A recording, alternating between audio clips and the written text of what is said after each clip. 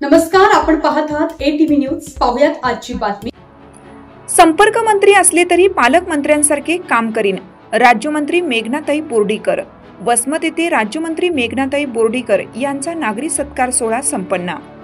हिंगोली जिल्ह्यात भारतीय जनता पक्षाची मोठी ताकद असताना पदाधिकारी कार्यकर्ते यांच्यावर नेहमी अन्याय झालाय। महायुतीमुळे लोकसभा आणि विधानसभा निवडणुकीत महायुतीचा धर्म पाळून उमेदवारांना निवडून दिले।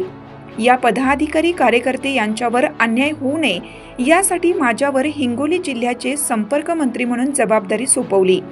मात्र मी संपर्क मंत्री जरी असले तरी आपल्यासाठी पालकमंत्री म्हणून काम करीन, अशी ग्वाही राज्यमंत्री मेघनाताई बोर्डीकर यांनी उपस्थित भाजपा पदाधिकारी कार्यकर्ते यांना दिली।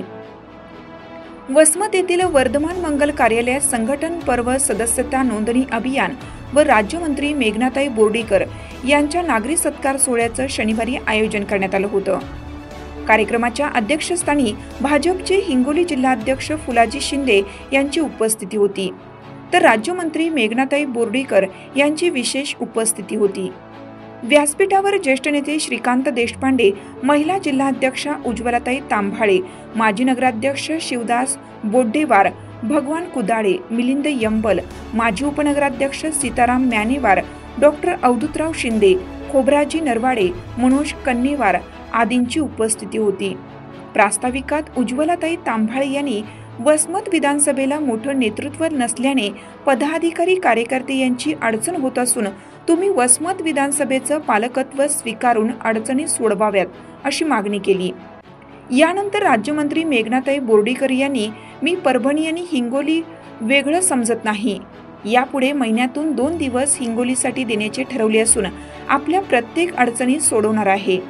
तसेच लवकरच शासनाचे अधिकारी आणि पक्षाचे पदाधिकारी कार्यकर्ते यांची बैठक घेऊन समन्वय करून देणार असल्याचे त्या म्हणाल्या। त्याचबरोबर जास्तीत जास्त सदस्यता नोंदणी करावी असं आवाहन पदाधिकारी कार्यकर्ते यांना केलं। प्रास्ताविक महिला जिल्हाध्यक्षा उज्ज्वलाताई तांभाळे यांनी केले। सूत्रसंचालन मिलिंद यंबल यांनी केलं। आभार डॉक्टर अवधूतराव शिंदे यांनी मानले।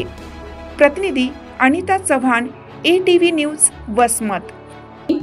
अशाच प्रकारे नवनवीन घडामोडी पाहण्यासाठी आपल्या ATV न्यूजच्या YouTube चॅनलला सबस्क्राइब करा आणि रहा अपडेट।